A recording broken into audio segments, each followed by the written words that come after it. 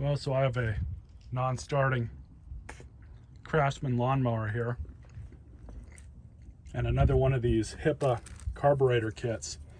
Comes with the carburetor, a new air filter, both the O-ring and the filter box gasket, a new primer bulb, which this one desperately needs, as well as a new spark plug. So we'll install that as well. I'm also going to have to go through the hoard, see if I can find the proper gas cap. This machine was a trash find. There is no fuel at all inside of the gas tank, so we don't even need to pinch off the line on this one. One thing I do want to note is I've already cleaned the deck of this mower off. It was covered in dirt that was caked on, and upon inspecting the oil level, it looks like they dumped at least half a quart, if not a full quart in. So it was probably blowing oil out somewhere, got all over the deck, attracted a bunch of dirt. So we're gonna have to drain some oil out as well, no big deal with that. But let's get started with the carburetor. Now, even though this machine appears to be overfilled with oil, it does not have any sort of hydrolocking going on with it. I pulled the cord several times and there was nothing worthy of noting as far as that's concerned. I also might have to change the rope here as well, or at least shorten it some because it's a little long. But first thing we'll do is pull this top cover off.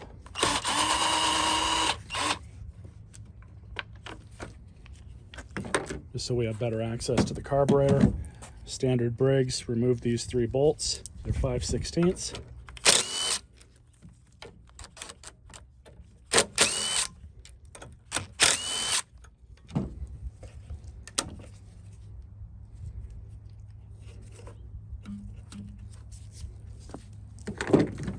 So now we'll pull the fuel line clamp back. Just gonna pull the fuel line off. Fuel line's still good, it's just dirty, don't let it fool you. So 3/8" bolts.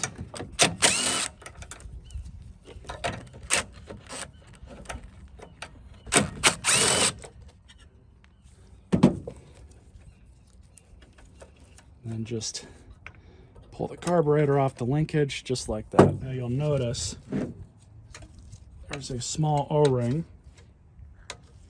Seems to be stuck on there pretty good, but we'll get her off. There we go. Pull that O-ring off. Sometimes they come off with the carburetor. Always be mindful of that. Here we have the brand new carburetor.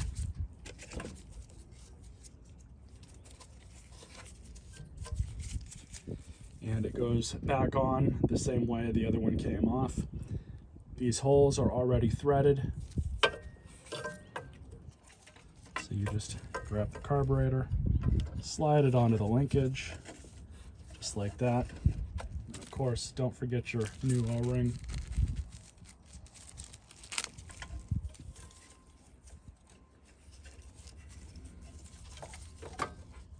Simple as that. And just put both of your bolts back in and in place. I just like to thread them in a few times and then tighten them down. Put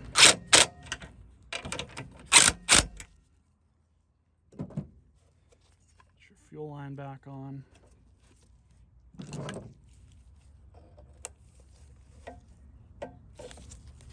Now, before we install the air box back on, we're going to replace this primer bulb. This is definitely not the worst that I've seen, but it should be changed. And what I like to do with these is just stick a screwdriver in it up against the tab, kind of dislodge them. You might have to use some muscle, but normally they come out just like that. And you do it on the other side.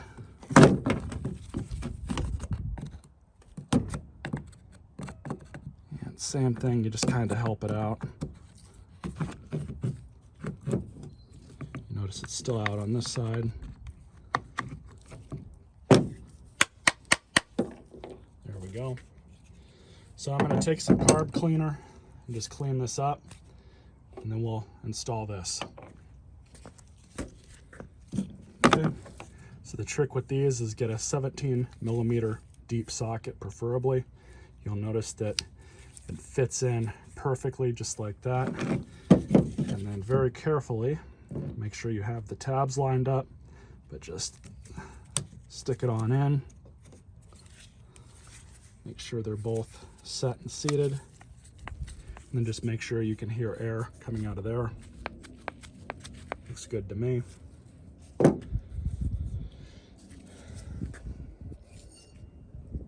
Can't forget your new paper gasket.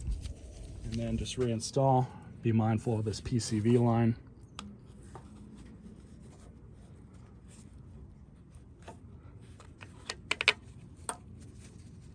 Now, I've said this a million times on my videos. I'm using an impact while doing this. If you don't know your tool all that well, don't use an impact. I've been using this impact for years. I know how much pull to give on the trigger. I can tell how much the motor's slowing down. I do things nice and slow.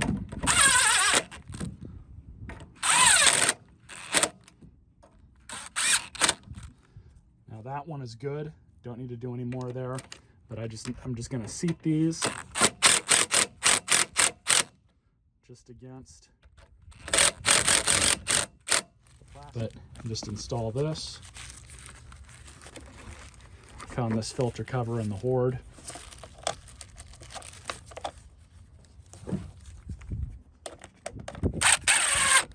Same thing, doesn't need to be all that tight. Now we're going to replace the spark plug.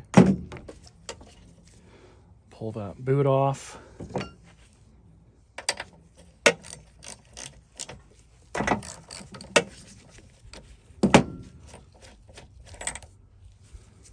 Oh yeah, you can tell some oil's been getting past those rings. We'll deal with that next. Pull the cord a little bit just to see if anything will come out.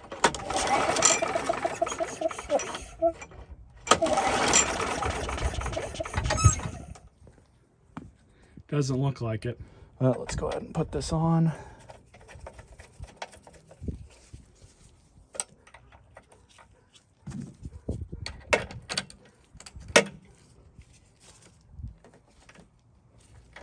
So now to empty out some of this oil, and we'll just use the tip method.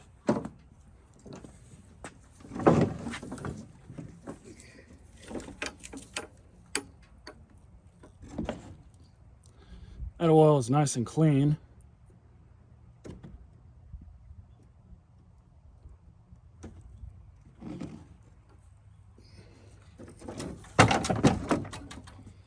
Took out 8 ounces. Let's let it settle. Let's see what that gets us.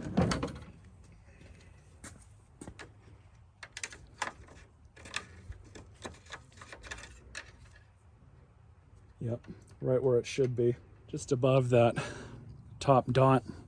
I'm cool with that. So hopefully there won't be any oil leaking when we go to turn this machine on.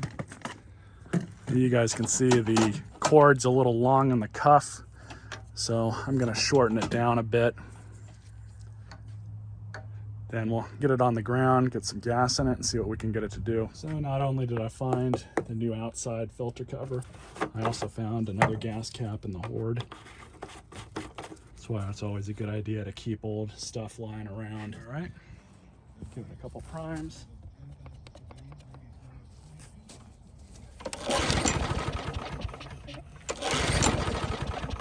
I think I flooded it.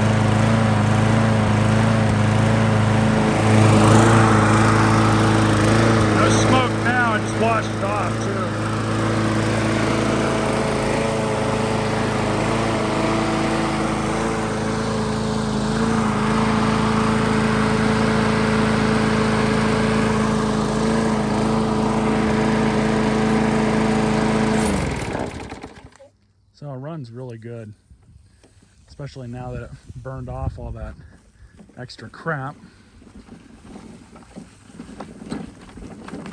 I've let it run for about 15 minutes or so. So now I usually just let them cool off, see if there's any leaks from the carburetor before I post them up for sale. So hopefully this one's all done and over with, but it seems like it came out pretty good. Just have to put the bag back on.